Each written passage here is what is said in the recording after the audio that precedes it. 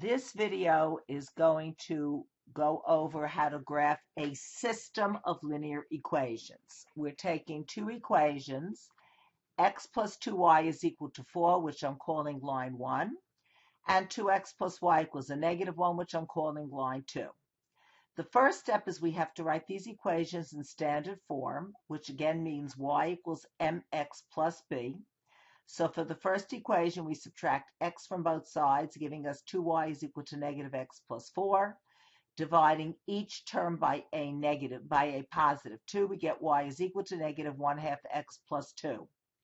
For the second equation, we subtract 2x from both sides. We get y is equal to negative 2x minus 1. Now the second step is we want to list the slope and the y-intercept for both equations. So for the first equation, the slope, which is the numerical coefficient of x, we want to write as a decimal number. So we press equals negative 1 divided by 2, which gives us negative 5/10. The y-intercept means that when x is equal to 0, we have 2y equals 4, y is equal to 2, so we put down the 2. For the second line, the slope is again the numerical coefficient of x, which in this case is a negative 2. And again, the y-intercept, since when x is equal to 0, y is going to be equal to a negative 1. Now I don't want to have those decimals there, so I just go to the home button and I decrease the number of decimal digits so it looks pretty. Now I want to be able to calculate ordered pairs for the x and the y. And what we notice over here is that I put down the same values for x from a negative 5 to a positive 9 for both the first line and the second line. Now I want to be able to write the equation that is going to calculate the corresponding y coordinate for each x value.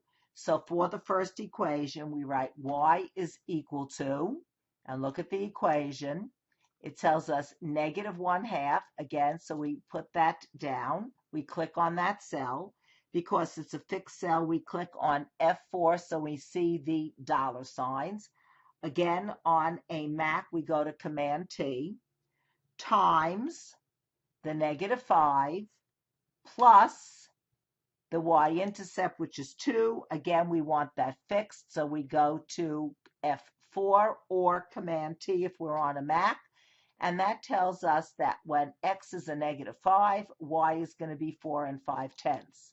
Now, the reason for making that fixed cells is that we can just copy the formula and get the corresponding values of y when x goes from a negative 4 to a positive 9.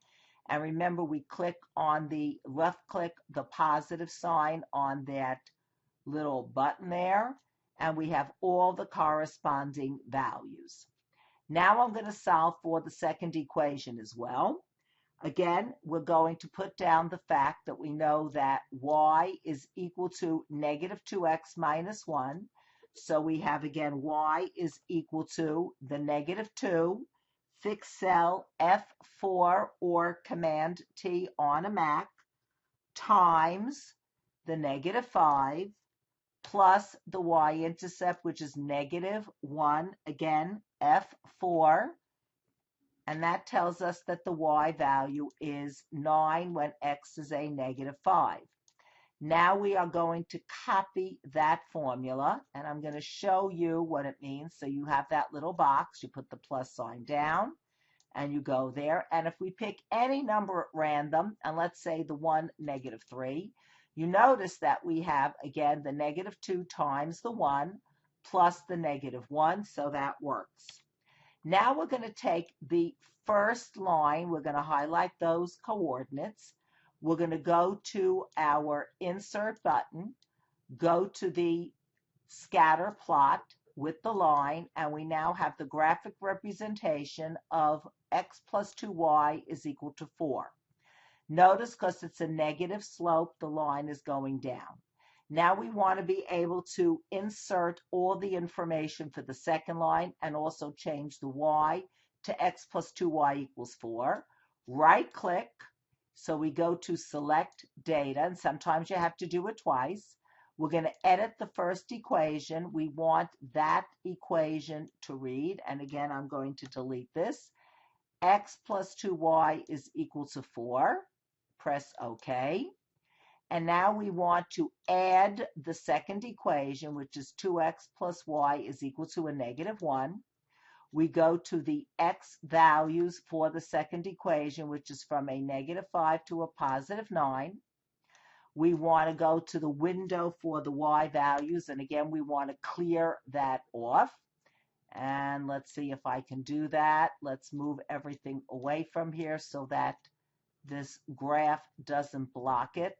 I'm going to move this down.